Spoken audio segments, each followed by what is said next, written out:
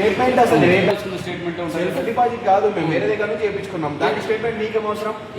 దాని స్టేట్మెంట్ నీకేం అవసరం? ఇప్పుడు నీకు ఫండింగ్ ఎక్కడ నుంచి వచ్చింది దానికోసం అడుగుతున్నాను. ఫండింగ్ తో మీకేం అవసరం అంటున్నా. నీకు ఫండింగ్ ఇల్లీగల్ లీగల్ ఫండింగ్ కాదు. ఇప్పుడు 5 లక్షలు మీ దగ్గర లోన్ తీసుకున్నామా లేదా? 5 లక్షలు తీసుకున్నాం. ప్రతి నెల వడ్డీ కడుతున్నాం. 5 లక్షలు కడుతున్నావు. 5 లక్షలు ఇప్పుడు నేను ఇచ్చేది 5 లక్షలు డైరెక్ట్ నీ క్యాష్ తీసుకోదు.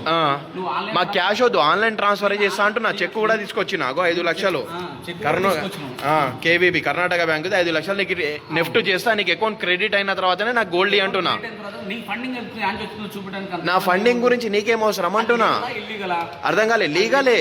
ఇల్లీగల్ అయితే నీకడ ఎందుకు గోల్డ్ పెడతాం? అది నీకు చూపించాల్సిన అవసరం ఏముంది అంటున్నా.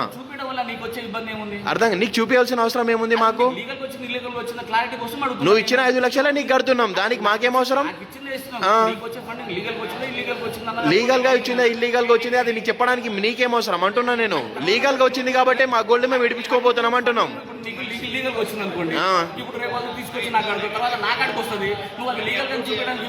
ఇప్పుడు నువ్వు నాకు 5 లక్షలు ట్రాన్స్ఫర్ చేసినావు, అది లీగలా ఇల్లీగలా? నాకు స్టేట్మెంట్ ఏమి ఇవ్వలేను. అవును, నేను నా సేవింగ్స్ అకౌంట్ నుంచే పంపిస్తున్నా. ఫెడ్ బ్యాంక్ నువ్వు ఏ కర్ణాటక బ్యాంక్ కి నాకు డబ్బులు ట్రాన్స్ఫర్ చేసినావు, నేను అదే కర్ణాటక బ్యాంక్ నుంచి డబ్బులు నీకు ట్రాన్స్ఫర్ చేస్తున్నా. ఇప్పుడు డిపాజిట్ చేసినప్పుడు గోల్డ్ లోన్ ఇచ్చిన నీకు, గోల్డ్ లోన్ సంబంధించిన అమౌంట్ అని ఇచ్చిన నేను. ఇప్పుడు అదే ఫండింగ్ మీరు నువ్వు సెల్ఫ్ డిపాజిట్ చేసుకున్నావా లేకపోతే బయట నుంచి ఏమైనా ట్రాన్స్ఫర్ చేసినావా? క్లారిటీ అడుగుతున్నా ఇవ్వడానికి మీరు. అవును, క్లారిటీ. అకౌంట్ స్టేట్మెంట్ ఇవ్వాల్సిన అవసరం మాకు లేదు అంటున్నా. అకౌంట్ స్టేట్మెంట్ దేనికి ఇస్తాం మేము? ఇల్లీగల్ మనీ ఉంటే గోల్డ్ ఎందుకు పెట్టుకున్నాం మేము తాకట్టు? లీగల్ మనీ కాబట్టి గోల్డ్ పెట్టుకున్నాం. లీగల్ మనీ అంటే ఎట్లా చూపిస్తాం? సెల్ఫ్ డిపాజిట్ చేసుకున్నావా లేకపోతే బయట ట్రాన్స్ఫర్ వచ్చిందా అది అడుగుతున్నా నేను. అవును, అది చూపించడానికి అది చూపించమని చెప్పి నాకు ఆర్బీఐ గైడ్ లైన్స్ ఒక పేపర్ చూపి, మరి రూల్ చూపి. నాకు ఆర్బీఐ గైడ్ లైన్స్ నాకు ఒక రూల్ చూపి అంటున్నా నేను. రేపు మార్నింగ్ ఎందుకు? ఇప్పుడు చూపి. ఎందుకు తెప్పియడం ఎందుకు? నాకు ఇప్పుడు నా గోల్డ్ నాకు కావాలి. నీ డబ్బులు నేను కడతా, నా గోల్డ్ నాకు రిలీజ్ చేయి. నేను అది కౌంటర్ ఫైల్ కాదు, జస్ట్ ఈ రోజు స్టేట్మెంట్ ఇయ్యనా సరిపోతుందా? ఈ రోజు స్టేట్మెంట్ నా అకౌంట్ లో ఇంత బ్యాలెన్స్ ఉందని చెప్పి ఇస్తా.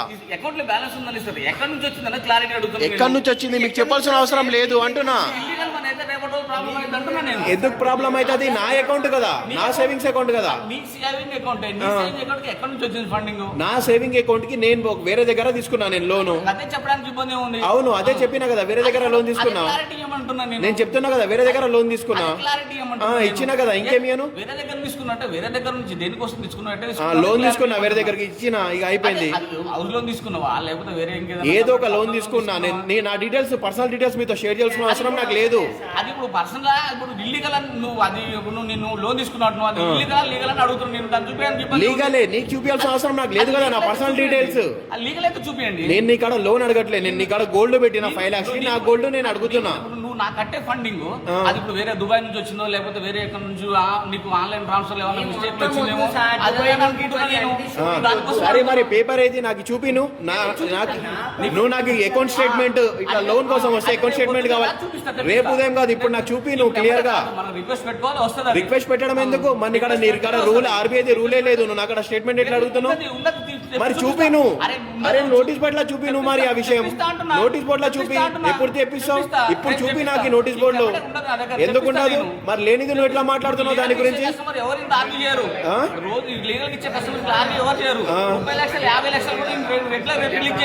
వాళ్ళు ఎవరు క్లాపీ చేయరు, ఎందుకంటే వాళ్ళు ఓన్ ఫండింగ్ కాబట్టి. మీకు కాదేమని నేను అడుగుతున్నా. ఇప్పుడు ఆయన చెప్పిన నేను మిమ్మల్ని తీసుకొచ్చి మీరేదో వీడియో రికార్డ్ చేసి లేకపోతే అది ఇది అని చెప్పేసి వేధించినంత మాత్రం భయపడ్డా. నేను బెదిరియట్లేదు పెద్ద మనిషి. నువ్వు ఏమేమి మాట్లాడినావు, నేనేం మాట్లాడినా మొత్తం రికార్డు ఉంది. అర్థమైందా? 5 లక్షలు నువ్వు ఇచ్చినావు. నీ డబ్బులు నీకు ఇస్తా, నా గోల్డ్ నాకు ఇవ్వంటున్నా. నీకు బిజినెస్ లేక కస్టమర్ ని నువ్వు ఇబ్బంది పెడుతున్నావు. నీకు బిజినెస్ లేక నువ్వు ఇంట్రెస్ట్ రేట్ ఎక్కువ వసూలు చేసుకుంటాను. కస్టమర్ ని నువ్వు ఇబ్బంది పెడుతున్నావు. నువ్వు 100% ఇబ్బంది పెడుతున్నావు. మరి అదే అర్థమైతేనే ఉంది. ఎవరు నువ్వు మాట్లాడుతున్నావు? ఇప్పుడే నువ్వు ఫోన్ లో మాట్లాడినావు ఒకరితో, కస్టమర్ తో. ఏమని మాట్లాడినావు?